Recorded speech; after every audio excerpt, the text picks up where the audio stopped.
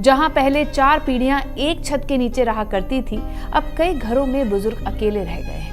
कुछ को देखभाल की जरूरत है तो कुछ को बस किसी अपने से बात करने की चाहत। वृद्धाश्रमों में इजाफा होना, I think it is directly proportionate to the increase in the population of elderly people. बच्चे कहाँ हैं? बच्चे अलग रहते हैं, सब अलग रहते हैं। मजबूरी में कई बार ऐसा होता है कि ना चाहते हुए भी उनके बच्चे उनको छोड़ाते हैं वहाँ।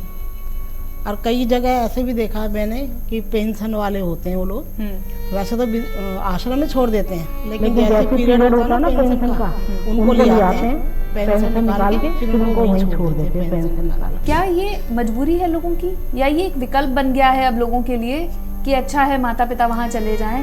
उनके पास टाइम नहीं है जो हमें देंगे। हम अकेले बैठे रहेंगे तो हम ये सोचते हैं चलो उधर चले जाओ, वहाँ पे हमारा साथ संग साथी मिलेंगे। हाँ। कुछ मनोरंजन होएगा, वहाँ बैठ के बातचीत करेंगे अपनी अंदर की बाहर की जो भी बातें। और आज का बदलाव सरोज जी कैसे देख रहे हो आप? बहुत बदल गया। हमारी सास तो हमारे साथ ही रहती थी, मेरे साथ तो 2 नंदे भी थी जिनका दिमाग ऐसे ही था, सही नहीं था, वो भी रहती थी, तो सबके साथ रहते थे, हम गुजारा करते थे के साथ में। जैसे वो बात करती थी वैसे हम भी कर लेते थे। बढ़िया सा गाना सुना दीजिए, मैंने सुना है बहुत अच्छा गाती है। फूल तुम्हें भेजा है खत में, फूल नहीं मेरा दिल है, प्रियतम मेरे मुझको लिखना क्या तुम्हारे काबिल है, फूल तुम्हें भेजा है खत में। बहुत तो हम वरिष्ठ नागरिकों की काउंसलिंग करते हैं कि देखिए आप स्वयं को कंस्ट्रक्टिव चीज़ों में आप स्वयं को बिजी रखिए, जहाँ तक संभव हो घर के कामों में मदद करवाइए, टोका टाकी अगर परिवार के लोग पसंद नहीं करते तो आप कम करिए। चाहे डे केयर हो चाहे वृद्धाश्रम हो, क्या लोगों को भावनात्मक सहायता मिल पाती है? ज़्यादातर वरिष्ठ नागरिक क्यों परेशान हैं? क्योंकि उनके पास रेगुलर इनकम नहीं है। 2007 का एक कानून है जो ये कहता है कि बच्चों को अपने माता पिता की ध्यान रखना पड़ेगा, आर्थिक रूप से सहायता करनी पड़ेगी, लेकिन लोग आते नहीं है सामने। तो यही रहता है कि समाज क्या बोलेगा, बदनामी होगी बच्चों की, इसी डर से वो चाहते हुए भी ना नहीं बोल पाते, ना आगे आते, ना कोर्ट में जाते हैं अपना हक लेने के लिए, चाहे घर में उनके साथ कितनी भी परेशानी हो रही हो। अच्छा नहीं लगता बच्चों के खिलाफ जाना। आजकल की बहुएं कि भाई वो सोचते हैं कि बुढ़ियाएं बैठी हुई हैं, सास बैठी हुई हैं, जरूर हमारी बुराई कर रही होंगी, है ना, चाहे हम अपनी बातें कर रहे होंगे, पर लगता उनको ऐसा ही है। बढ़िया सा भजन सुनाइए, बढ़िया सा जो आपका फेवरेट है। हम सब आए बाबा तेरे दरबार भर दे, सबकी झोली तेरे पूरन भंडारे, हम सब मिलकर आए बाबा तेरे दरबार, होवे जब संध्या काल होके निर्मल तत्काल, अपना मस्तक नवा के तुझको करती हूँ। बहुत अच्छा, बहुत ही सुंदर। कभी हमारे देश में घरों के बुजुर्गों को भगवान का दर्जा दिया जाता था। संयुक्त परिवार यानी कि जॉइंट फैमिली की परंपरा में दादा दादी और नाना नानी सिर्फ घर के सदस्य नहीं बल्कि घर की आत्मा माने जाते थे। उनका अनुभव, उनका स्नेह, उनके संस्कार अगली पीढ़ी की नींव बनते थे। लेकिन समय के साथ साथ हमारे समाज की संरचना और सोच में गहरा बदलाव आया है। तेजी से बदलती जीवन शैली, नौकरी के लिए बड़े शहरों और विदेशों की ओर पलायन, आर्थिक दबाव और पर्सनल स्पेस की बढ़ती जरूरत, इन सब ने मिलकर परिवार की परिभाषा को बदल दिया है। जहां पहले 4 पीढ़ियां एक छत के नीचे रहा करती थी, अब कई घरों में बुजुर्ग अकेले रह गए हैं। कुछ को देखभाल की जरूरत है तो कुछ को बस किसी अपने से बात करने की चाहत। और यहीं से शुरू होती है वृद्धाश्रमों की कहानी। ओल्ड एज होम्स यानी वृद्धाश्रम एक ऐसा शब्द जो कभी भारत में अपवाद था, लेकिन अब एक अहम हकीकत बन चुका है। सरकारी रिपोर्ट्स और सामाजिक अध्ययनों के मुताबिक देश में वृद्धाश्रमों की संख्या और जरूरत लगातार बढ़ रही है। कहीं पर ये बुजुर्गों के लिए राहत और सुरक्षा का ठिकाना है, तो कहीं लाचार परिस्थितियों की मजबूरी का प्रतीक। लेकिन सवाल सिर्फ संस्थानों का नहीं, भावनाओं का भी है। क्या समाज अब इतना व्यस्त हो गया है कि उसे अपने बुजुर्गों के लिए घर के बाहर घर बनाना पड़ रहा है? क्या ये प्रगति का संकेत है या रिश्तों में दूरी का? इन्हीं सब सवालों के साथ आज का बतरस। नमस्कार, आपके साथ मैं हूं नंदिता कुडेशिया और इस पर बात करने के लिए मेरे साथ हैं डॉक्टर आभा चौधरी, जो कि एक सामाजिक कार्यकर्ता हैं और अनुग्रह नाम की एक संस्था की चेयरमैन भी हैं। साथ ही हमारे साथ मौजूद हैं दो वरिष्ठ नागरिक और बहुत ही खूबसूरत सरोज शर्मा जी और सुशीला चौहान जी। आप दोनों का स्वागत है। आभा जी, पहला सवाल मेरा आपसे है जी। जैसा कि मैंने अपने इंट्रो में भी कहा कि भारत में वृद्धाश्रमों की जरूरत और संख्या बढ़ती जा रही है, आप कैसे देख रही हैं समाज के इस बदलाव को? जी, भारत में इस समय 14 करोड़ से अधिक वरिष्ठ नागरिक हैं, लगभग हमारी आबादी का 10%, और इस संख्या में लगातार इजाफा होता जा रहा है क्योंकि अच्छी मेडिकल केयर, लंबा लाइफ स्पैन और पहले से बेहतर जो सुविधाएं हैं उसके चलते वरिष्ठ नागरिक थोड़ा सा लंबा जी तो रहे हैं। पर सवाल यहाँ पे ये आ रहा है कि क्या जो बढ़ती हुई संख्या है उसके लिए उचित सुविधाएं, उचित संसाधन और उचित प्रशिक्षण क्या भारत में उपलब्ध है, और उनकी देखभाल के लिए न केवल वृद्धाश्रम पर और अलग non institutional systems of care Bharat में किस प्रकार के उपलब्ध हैं, किस प्रकार की ऑप्शंस उपलब्ध हैं जो वरिष्ठ नागरिक ले सकते हैं। वृद्धाश्रमों में इजाफा होना, I think it is directly proportionate to the increase in the population of elderly people. जी, एंड बहुत सारा बदलाव भी समाज में आया है, इसलिए भी शायद इनकी जरूरत पड़ी है। जैसा मैंने कहा, घर के बाहर घर ढूंढना पड़ रहा है। तो ये सामाजिक जो चेंज है वो कैसे देख रही हैं आप? सामाजिक चेंज, मैं एज अ सोशोलॉजिस्ट दो चीज़ें महसूस कर पा रही हूँ कि प्री कोविड एरा में और पोस्ट कोविड एरा में भी एक बहुत चेंज आया है, और हमारे को ऐसा महसूस होता है कि वरिष्ठ नागरिकों के प्रति जो एक उदासीनता है या अत्याचार के केसेस में जो रिपोर्टिंग है, ऐसा नहीं है कि पहले नहीं होते थे, होते पहले भी थे, पर सोशल मीडिया और बाकी मीडिया की जागरूकता प्रसार के चलते इन केसेस को रिपोर्ट अब बहुत अधिक रूप से किया जा रहा है। वीडियो रिकॉर्ड हो रहे हैं, ऑडियो रिकॉर्ड हो रहे हैं, और कई केसेस में सीनियर सिटीजन स्वयं भी आगे आके इन केसेस को रिपोर्ट कर रहे हैं। और भारत सरकार की, राज्य सरकारों की, पुलिस की जो एक हेल्पलाइन नंबर्स हैं, जैसे मैं आपके माध्यम से बताना चाहूँगी, 14567 नेशनल टोल फ्री नंबर है सीनियर सिटीजन्स के लिए, जो कोई भी अब्यूज़ या परेशानी रिपोर्ट कर सकते हैं। इन सब चीज़ों के मद्देनज़र चीज़ें इतनी तेज़ी से बदल रही हैं, परिवार अब छोटे होते जा रहे हैं, और छोटे होने के बावजूद भी जो एक नया कॉन्सेप्ट आया है सेल्फ लव या मी टाइम, जी, हम पर्सनल स्पेस। हाँ। तो उस पर्सनल स्पेस में सवाल ये आता है कि जिन्होंने हमें जन्म दिया, उस पर्सनल स्पेस में क्या हमारे दादा दादी इंक्लूडेड नहीं हैं? तो I think in all this, apart from the social systems, मैं ये कहना चाहूँगी कि मीडिया का, सोशल मीडिया का, हमारे एजुकेशन सिस्टम का इसमें बहुत बड़ा रोल है, क्योंकि हमने शिक्षा ली अपने नाना नानी, दादा दादी, चाचा चाची से। अब वो संयुक्त परिवार तो है नहीं, हम ज़्यादातर समय अखबार, टीवी, मोबाइल, यूट्यूब इनके साथ स्पेंड करते हैं। तो जागरूकता की, प्रसार की और सेंसिटाइजेशन की युवा पीढ़ी के लिए बहुत आवश्यकता है। तो समाज तो बदल ही रहा है, लोग अपना घर छोड़कर जा रहे हैं, जॉइंट फैमिलीज रह नहीं गई हैं, लेकिन क्या संवेदना भी कम हो गई है? यही जानने के लिए हमारे साथ सरोज जी और सुशीला जी भी मौजूद हैं। सरोज जी, आप अनुग्रह नाम की ये संस्था है जहां आप डे केयर में जाते हैं और अपना वक्त बिताते हैं। कितना टाइम हो गया आपको इस संस्था से जुड़े? हमें काफी साल हो गए। कौन से सन में आए थे हम? कोरोना से पहले। कोरोना से पहले आए थे। और कैसे आपने सोचा कि मुझे वहां जाना चाहिए? और वहां हम उधर से निकलते थे, जाते आते थे, देखते थे तो यहाँ पे है, तो फिर हमने सोचा यहाँ पे जाके देखना चाहिए। फिर हम वहाँ गए तो हमें बहुत अच्छा लगा वहाँ पे। फिर हमने वहाँ अपना रजिस्ट्रेशन करा लिया, और वहाँ पे अब बहुत अच्छा लगता है। कभी कोई प्रोग्राम हो रहा है, कभी कोई प्रोग्राम हो रहा है, कभी गाने का, कभी डांस का, कभी किसी चीज़ का। अरे वाह। कभी हनुमान चालीसा हो रहा है, कभी सुंदरकांड हो रहा है। बस इसी में अच्छा लगता है वहाँ पे। सुशीला जी, आपको बढ़िया लगता है? आपको लगता है कि ऐसी जगह होनी चाहिए? जरूर मैडम, होनी चाहिए।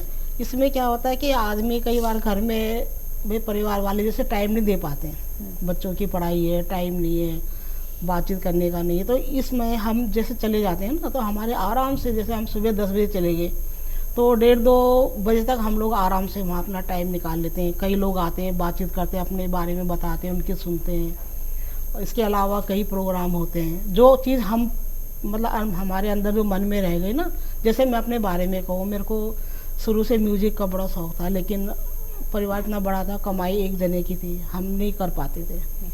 तो सबसे पहले मैंने यही अनुग्रह में ही आके, जो मेरे अंदर की दबी हुई थी, गाने की, भजन जो भी है, मतलब हालांकि आवाज़ इतनी बढ़िया नहीं है, लेकिन यहीं पे आके मैंने अपना टैलेंट जो भी था मतलब यहीं पे मेरा निकला है। इसके अलावा सुंदरकांड, आओ मेरी आवाज़ सुनो प्रोग्राम होता है, कैंप लगते हैं हॉस्पिटल के बड़े बड़े, जैसे अपोलो हो गया, मैक्स हो गया, शांति मुकुंद हो गया, बहुत अच्छे अच्छे मतलब हर तरह का इसमें फैसिलिटी है अपनी, फ्री सारे टेस्ट फ्री वगैरह भी होते हैं। और इसके अलावा वहाँ पे कोई ढोलक बजाना चाहे, कई जने ऐसे जो वहाँ पे आके अपना ढोलक की प्रैक्टिस करते हैं, सीख भी गए, हारमोनियम है, कई चीज़ें हैं, मतलब वहाँ पे हमें आगे बढ़ने का ना मौका मिलता है, कई लोगों से मिलने का मौका मिलता है, उनके तजुर्बे के बारे में हमें कुछ ग्रहण करने को मिल जाता है, अपना सुख दुख बांटते हैं। बहुत बढ़िया। सरोज जी, ऐसा लगता है आपको कि अगर मैं सिर्फ घर में ही रह रही होती तो ऐसा माहौल मुझे नहीं मिल पाता, अब इस उम्र में आके आप नए दोस्त बना रही हैं, अपना टैलेंट दिखा रही हैं, तो ऐसा लगता है घर में नहीं हो पाता, ये घर पे ही रह रही? घर में नहीं हो पाता। क्यों? घर में आजकल मैं अकेली हूँ। अच्छा, बच्चे कहाँ हैं? बच्चे अलग रहते हैं, सब अलग रहते हैं, और उनको पता है आप यहाँ जाती हैं, आपकी हाँ, बात होती है, मालूम है उन्हें। खुश हैं आपके लिए? हाँ, खुश हैं। तो अनुग्रह एक संस्था है जो कि डे केयर सेंटर चलाती है ओल्ड वरिष्ठ नागरिकों के लिए, और कई और उन्होंने इंस्टीट्यूशंस भी इस्टेब्लिश किए हैं जहां पर इस तरह से बुजुर्ग लोग आ सकें और अपना दिन व्यतीत कर सकें। आभा जी इसकी पायनियर रही हैं और सरकार के साथ मिलकर काफ़ी काम किया है। आभा जी, कब आपको ये लगा कि ऐसी एक संस्था होनी चाहिए, इसकी ज़रूरत है और इससे हमारे देश के वरिष्ठ नागरिकों को फ़ायदा होगा, सेल्फ कॉन्फिडेंस मिलेगा? करीबन 25-26 साल पहले जब मैं गढ़वाल क्षेत्र में उत्तराखंड के कुछ रिसर्च कर रही थी, तो मेरा साक्षात्कार हुआ, मिलना हुआ कुछ गांव की अम्मा लोगों से। तो मैंने वहाँ पे उनके लाइफस्टाइल को पढ़ा, देखा, जाना, तो ये महसूस किया कि गाँव के वरिष्ठ नागरिकों में और शहरों के वरिष्ठ नागरिकों में बहुत सारी समानताएं हैं, पर बहुत सारे अंतर भी हैं। वहाँ पर गाँव में बेसिक हेल्थ की प्रॉब्लम्स हो सकती हैं, हेल्थ एक्सेस की, स्वास्थ्य संबंधी परेशानियां हो सकती हैं, कुछ आर्थिक कमियां हो सकती हैं, पर गांव में अभी भी सामाजिक सुदृढ़ता का जो ढांचा है वो बहुत मजबूत है।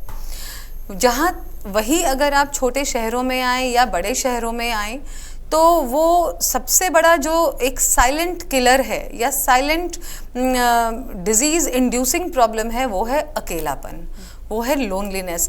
कई बार जब हम बड़े बड़े अपार्टमेंट्स में रहते हैं या बड़े बड़े बंगलोज में रहते हैं, तो हमें ये नहीं पता होता कि ऊपर वाले फ्लोर या नीचे वाले फ्लोर पे कौन रह रहे हैं, या आसपास के हमारे दायरे इतने खड़े कर दिए हैं सिक्योरिटी के नाम पर कि हम एक अनजान वरिष्ठ नागरिक जो वॉक के टाइम मिलते हैं या पार्क में मिलते हैं, हम उनकी तरफ देख के मुस्कुरा के एक बार हेलो भी करना पसंद नहीं करते। तो मुझे ऐसा लगा कि गांव से आने के बाद मुझे लगा कि दिल्ली जैसे शहर में या बाकी मेट्रोज़ में सिर्फ ओल्ड एज होम्स ही एक सॉल्यूशन नहीं है, एक समाधान नहीं है, क्योंकि वरिष्ठ नागरिकों को हम क्यों बाध्य करें कि वो अपना घर जिसको उन्होंने अपने खून पसीने और प्यार से बनाया उसको छोड़ के वो एक अनजान वरिष्ठ नागरिक गृह में जाके रहें, ऐसा क्यों हो। तो बाहर के कुछ मॉडल्स को देखकर 2005 में मैंने दिल्ली सरकार को ये प्रस्ताव दिया कि हर म्यूनिसिपल वार्ड में एक छोटा सा एक वरिष्ठ नागरिकों के लिए या तो पार्क में या किसी चौपाल में या किसी कम्युनिटी सेंटर में एक दिवस देखभाल केंद्र और मनोरंजक केंद्र होना चाहिए।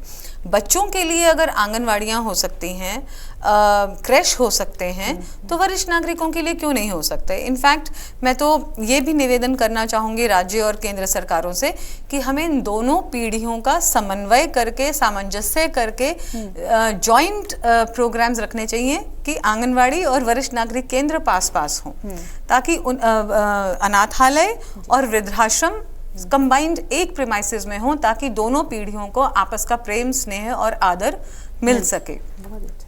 इसीलिए मैंने श्रृंखला शुरू की दिल्ली से, फिर उसको उत्तराखंड में, जम्मू कश्मीर में, हरियाणा में, पंजाब में, कई जगह मिनिस्ट्री ऑफ डिफेंस के साथ, कैंटोनमेंट बोर्ड्स के साथ, सोशल वेलफेयर डिपार्टमेंट्स, अलग अलग पार्टनर्स के साथ एक सस्टेनेबल मॉडल के रूप में स्वाभिमान series, because I think dignity या गरिमा एक किसी उम्र की मोहताज नहीं है, हर उम्र में इसका ये बेसिक ज़रूरत है। और मुझे लगता है कि हम सीनियर सिटीजन्स को अगर इस प्रकार की कोई सुविधा उनके लेटर ईयर्स में प्रदान कर रहे हैं तो हम उन पे कोई एहसान नहीं कर रहे हैं, हम अपनी आने वाली ओल्ड एज के लिए तैयारी कर रहे हैं। बिल्कुल बिल्कुल। ये तो बहुत ही अच्छी बात आपने कही कि क्यों उनको उनकी जड़ों से हटाया जाए, क्यों उनको उनके घर से बाहर रहने के लिए मजबूर किया जाए। पर सुशीला जी, आपसे मैं जानना चाहूँगी, बहुत महिलाएं ऐसी होंगी, आप जानती होंगी या आपने कभी सुना पढ़ा होगा, जिनके बच्चे उन्हें घर में नहीं रख सकते, नहीं रखना चाहते, या किसी भी कारणवश वो अपने घर में नहीं रहना चाहती। कई बार आपकी परिस्थिति ऐसी बन जाती है कि आपको लगता है इस घर में नहीं रहा जा सकता, तो वो मजबूर हो जाते हैं वृद्धाश्रम में जाकर रहने के लिए। आप जानते हैं ऐसे लोगों को ऐसी परेशानियां आती हैं? नहीं आती है, पढ़ती भी हूँ, देखती भी हूँ। मजबूरी में कई बार ऐसा होता है कि ना चाहते हुए भी उनके बच्चे उनको छोड़ाते हैं वहाँ। और कई जगह ऐसे भी देखा है मैंने कि पेंशन वाले होते हैं वो लोग, वैसे तो आश्रम में छोड़ देते हैं, लेकिन जैसे पीरियड होता है ना पेंशन का, उनको ले आते हैं पेंशन निकाल के, फिर उनको वहीं छोड़ देते हैं पेंशन निकाल के।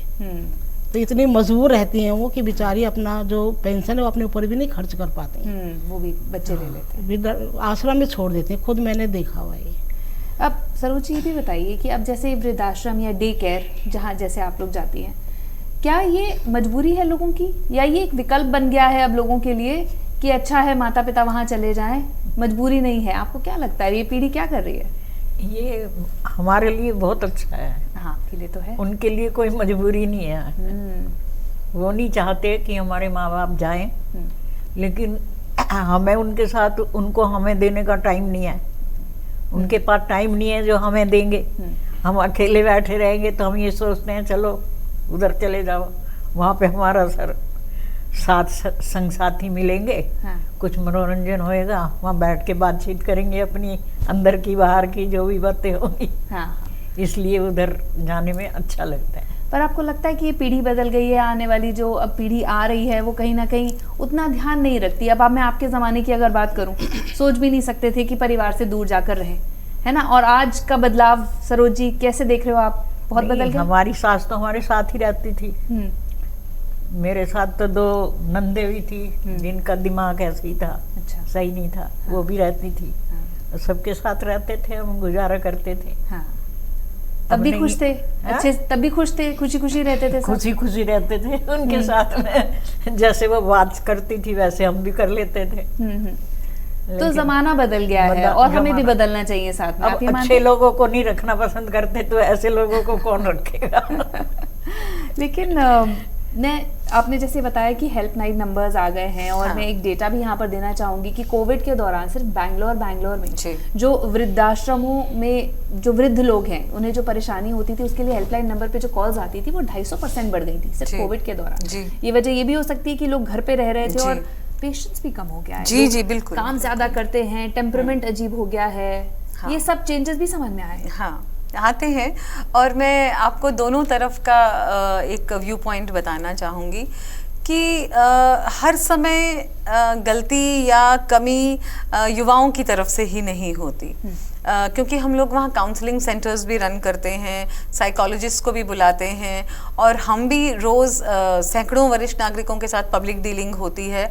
तो उम्र के चलते या कुछ मानसिक या शारीरिक परेशानियों के चलते वृद्धावस्था में थोड़ा सब्र या पेशेंस लेवल भी कम हो जाती है। और दूसरा परेशानी आती है जब हम आगे चल के भी बच्चों को, परिवार को कंट्रोल करना चाहते हैं।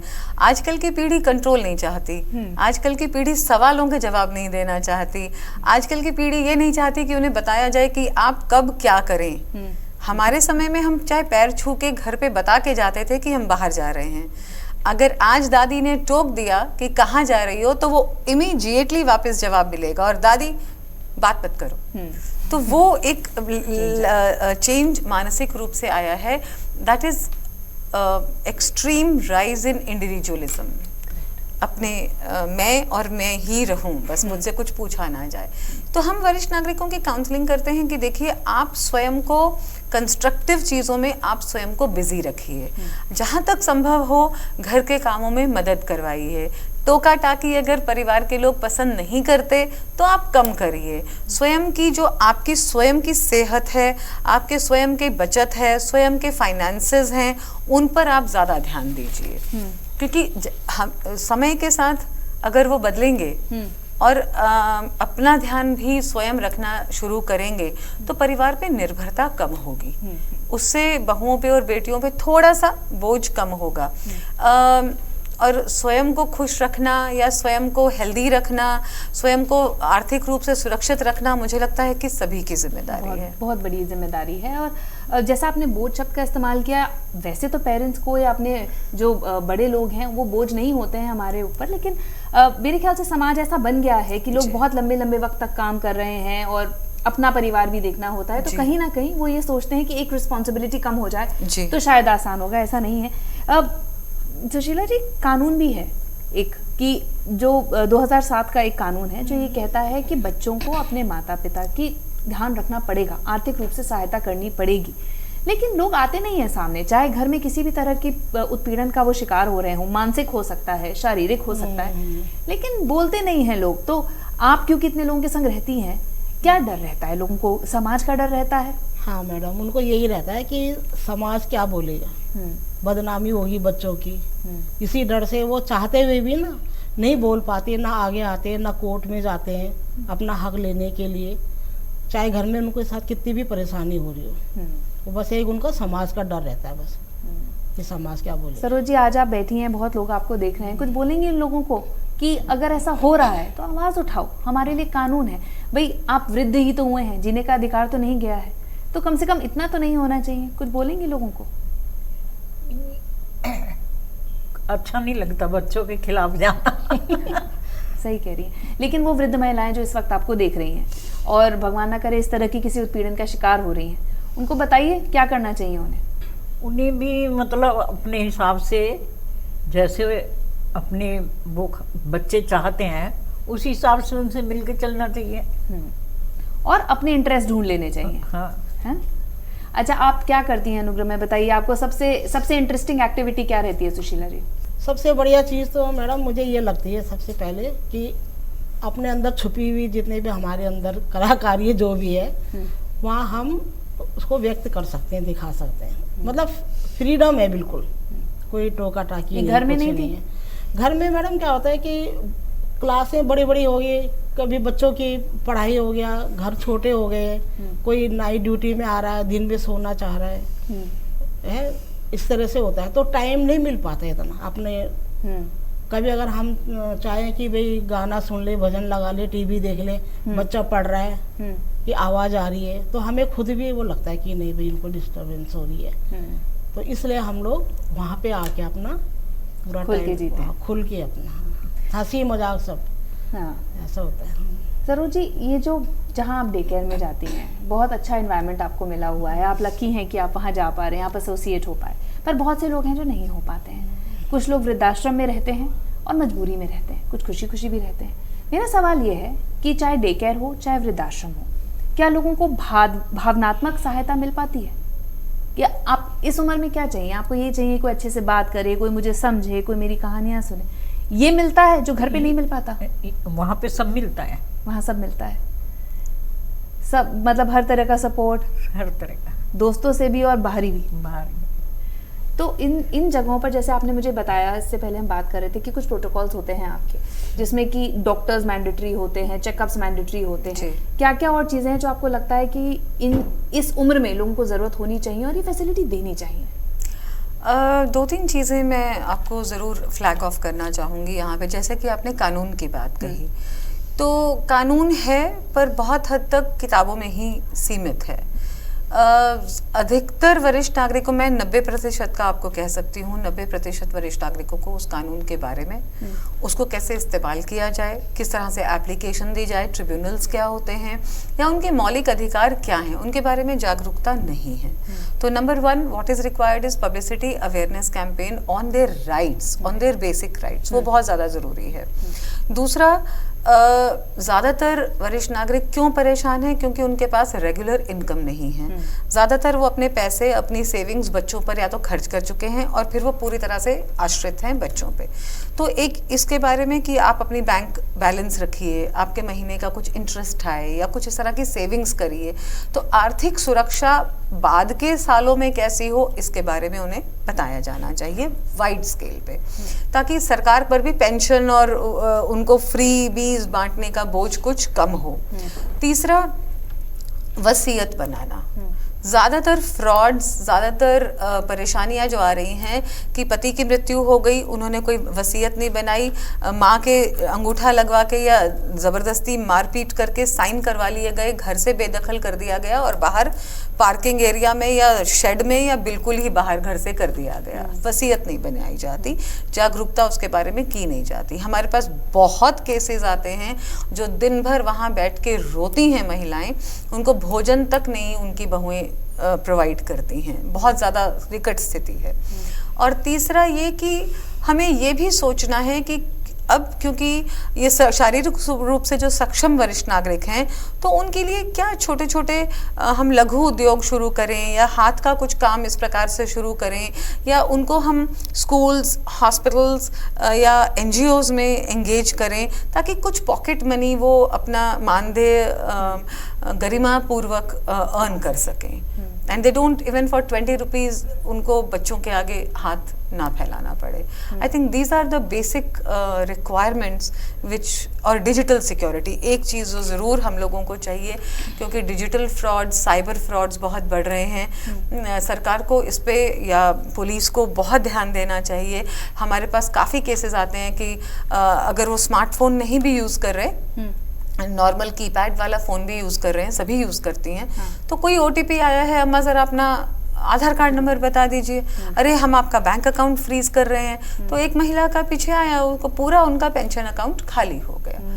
तो पुलिस को थोड़ा, और लीगल एजेंसीज को, लॉ इन्फोर्समेंट एजेंसीज को, आई थिंक इस क्षेत्र में थोड़ा और जागरूकता प्रसार करना चाहिए। बहुत ज़रूरी है ये जानना कि आपके अधिकार क्या हैं, और सम्मान से रहने की आपने बात कही, वो एक बहुत ही इम्पोर्टेंट फैक्टर होता है। सुशीला जी, सरकार को काम करना चाहिए, क्योंकि देखिए समाज की अब ये सच्चाई है कि वृद्ध लोग हैं, परिवार छोटे होते जा रहे हैं, कहीं ना कहीं लोग उनको उस परिवार का हिस्सा नहीं देखते हैं। अब तो सरकार को अब काम करना चाहिए और इस तरह के वृद्धाश्रम खोलने चाहिए, सुविधाएं बेहतर देनी चाहिए, आपको लगता है? सुविधाएं मैडम देना तो चाहिए, लेकिन आश्रम के प्रति थोड़ा जागरूक भी रहें। कई जगह ऐसा होता है कि सुविधा नहीं मिल पाती है, उनको थोड़ा परेशानी भी होती है, उनकी तरफ ध्यान नहीं दिया जाता। आश्रम में तो रहती हैं, लेकिन कई जगह ऐसा होता है जैसे बीमार हैं या कोई अपंग से है, तो उनका देखभाल सही ढंग से नहीं हो पाती है। इस मामले में थोड़ा जागरूकता भी होनी चाहिए, और वृद्धाश्रम खोलने चाहिए, और SOPs होने चाहिए। SOPs होने चाहिए, स्टैंडर्ड्स होने चाहिए, मिनिमम स्टैंडर्ड्स। और आपको जान के हैरानी होगी कि कोई भी ओल्ड एज होम खोल सकता है, उसकी पंजीकरण करवाने की कंपलसरी मैंडेटरी रिक्वायरमेंट ही नहीं है। तो आप एक 10 बाय 10 फीट के कमरे में भी 10 लोगों को आप रख सकती हैं। हवा नहीं है, पानी नहीं है, रोशनदान नहीं है, दूसरे फ्लोर पे बना है, तो कुछ मैंडेटरी रिक्वायरमेंट सरकार को ले डाउन करनी चाहिए कोई भी वृद्धाश्रम खोलने से पहले। सरोज जी, आपने यहाँ पर आकर अपना कौन सा गुण आइडेंटिफाई करिए? आप गाने गाती हैं, भजन गाती हैं? स्वाभिमान परिसर में क्या करते हो आप? भजन। सबसे अच्छा लगता है भजन गाना? एक बढ़िया सा भजन सुनाइए, बढ़िया सा, जो आपका फेवरेट है। हम सब आए बाबा तेरे दरबार, भर दे सबकी झोली तेरे पूरन भंडारे। हम सब मिलकर आए बाबा तेरे दरबार, होवे जब संध्या काल, होके निर्मल तत्काल, अपना मस्तक नवा के तुझको करती हूँ। बहुत अच्छा, बहुत ही सुंदर, बहुत सुंदर। सुशीला जी, अच्छे दोस्त बने, ऐसा आपको लगता है कि मैं जीवन भर ऐसे दोस्त नहीं बना पाई जो अब यहाँ पे आकर बन रहे हैं? ऐसे कोई दोस्त मिले, अच्छा रिश्ता बना? अच्छा रिश्ता बना मैडम, अनजान लोगों से भी एकदम से इतनी अच्छी बढ़िया बॉन्डिंग हो गई है कि एकदम फ़ोन भी आ जाता है कि मैडम इतने बजे वहाँ पहुँच जाओ और बातें करेंगे, मिलेंगे, या कभी घूमने का बना लो प्रोग्राम, इस तरह का हाँ। हो गया मतलब हमारा। बहुत ही बढ़िया। तो इससे अच्छी क्या बात है कि इस उम्र में आपको नए नए दोस्त बनाने का मौका भी मिल रहा है। आभा जी, मैं चाहूँगी एक बार आप महिलाओं को बताएं कि, मैं नहीं कह रही हूँ वृद्ध महिलाओं को, लेकिन ये सबको जानना चाहिए, जैसे कि आपने कहा कि स्कूल में आपने बताया कि एक ओथ आप दिलवाती हैं, डिग्निटी से ग्रो ओल्ड कैसे करना है। उन्हें बताइए कि आज से ही किन उन बातों का ध्यान रखें ताकि जब वो वृद्ध अवस्था में आए तो वो सेल्फ सफिशिएंट हो सके। जी जी जी, बहुत अच्छा आपने कहा इस बात को कि वृद्धावस्था की तैयारी हम 60 साल की उम्र के बाद ना करें।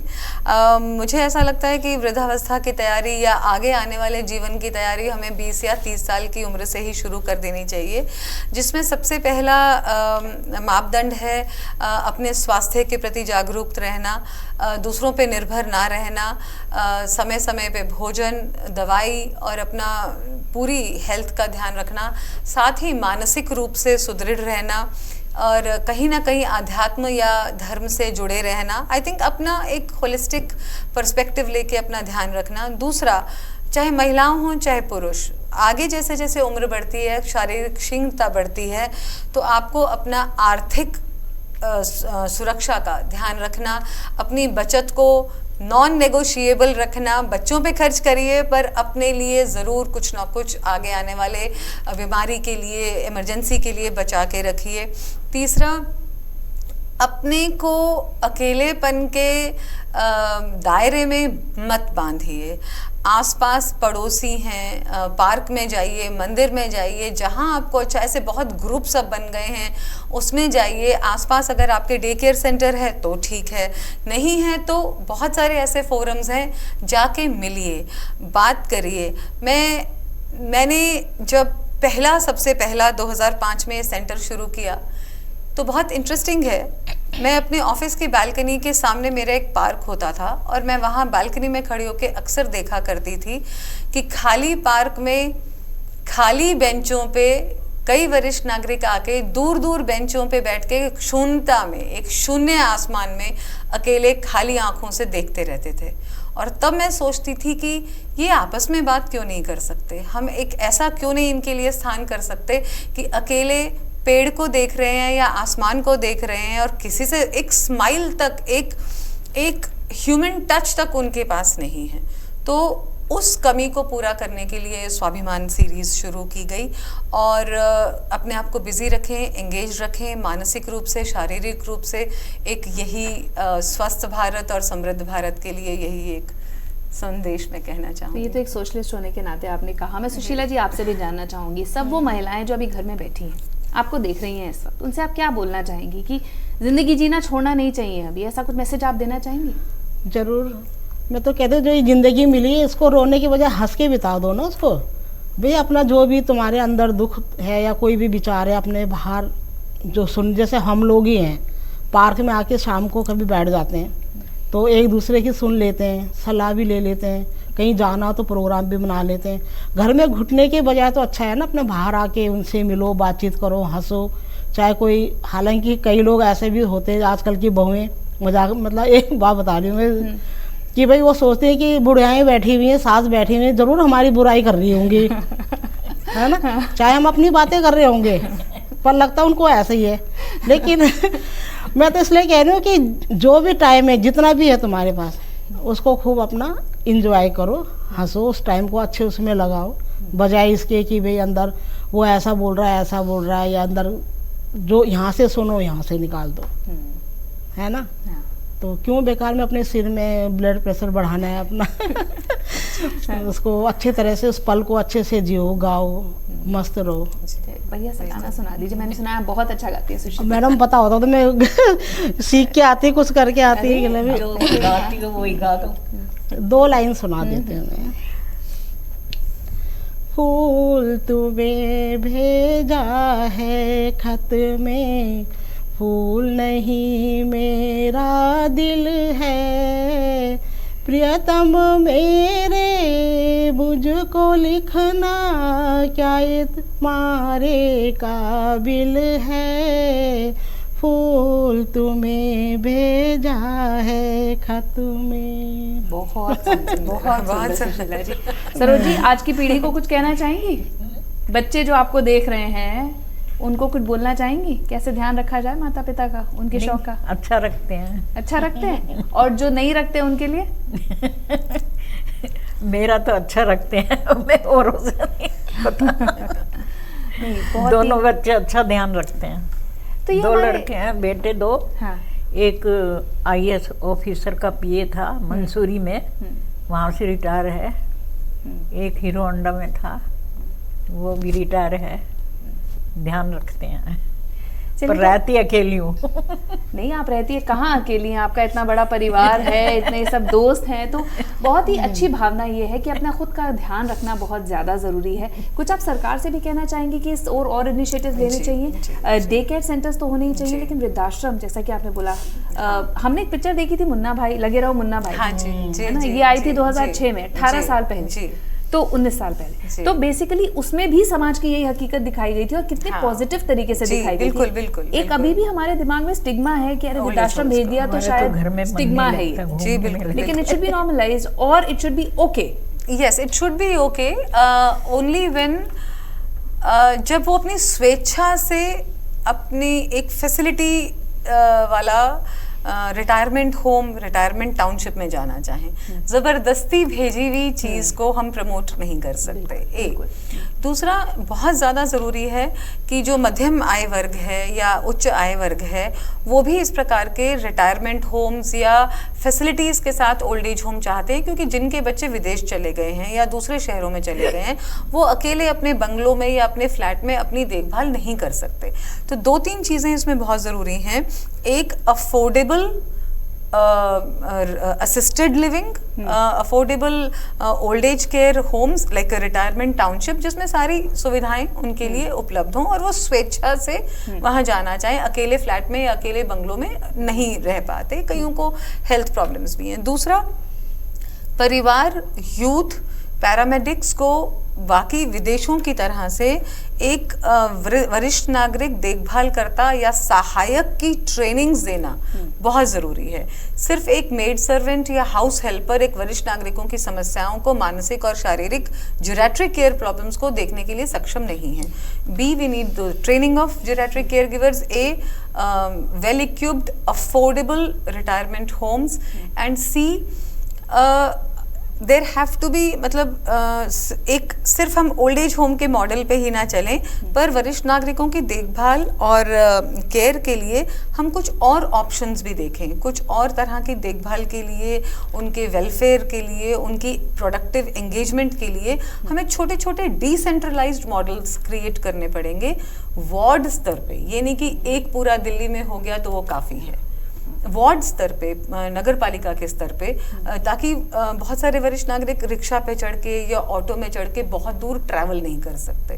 तो उनके लिए हमारे को सेफ ट्रांसपोर्टेशन, सेफ रोड्स, और लास्ट पॉइंट मैं कहना चाहूँगी जिसके बिना ये कड़ी अधूरी है, जब तक युवा आगे आके हाथ नहीं थामेंगे तो हम वो एक कंसोलिडेटेड या एक हैप्पी हार्मोनियस सोसाइटी की परिकल्पना नहीं कर सकते। बहुत ही सुंदर विचार है। तो यहाँ इस डिस्कशन के बाद ये मैसेज ज़रूर हम उन लोगों को देना चाहेंगे, 14 करोड़ वरिष्ठ नागरिकों को और उन करोड़ों लोगों को जो इस ओर बढ़ रहे हैं, कि आपकी ज़िंदगी ख़त्म नहीं हुई है, आपके अधिकार आपके पास हैं। अपने आप को इंगेज रखिए, पॉजिटिवली इंगेज रखिए। ऐसे बहुत सारे ग्रुप्स हैं जहाँ आप जा सकते हैं।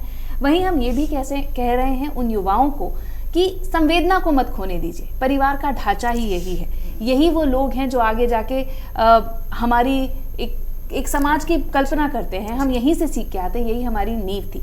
भारत दुनिया भर में अपनी संस्कृति के लिए जाना जाता है। ये वो देश है जो पीढ़ियों के संस्कारों पर चलता है, और यही समाज का ताना बाना इस परंपरा का आधार भी है। भारतीय होने के नाते ये जान लें कि बुजुर्ग ही हैं जिन्होंने हमारी नींव से, हमारे अस्तित्व से हमें जोड़े रखा है। आधुनिकता के युग में हमें ये याद रखना चाहिए कि हम कहीं अपनी संवेदनशीलता न खो बैठे, क्योंकि इससे न सिर्फ पारिवारिक बल्कि बड़ा सामाजिक संकट भी पैदा हो सकता है। बहुत बहुत शुक्रिया आज का बतरस देखने के लिए। आप सबका भी शुक्रिया आज आने के लिए। Thank you.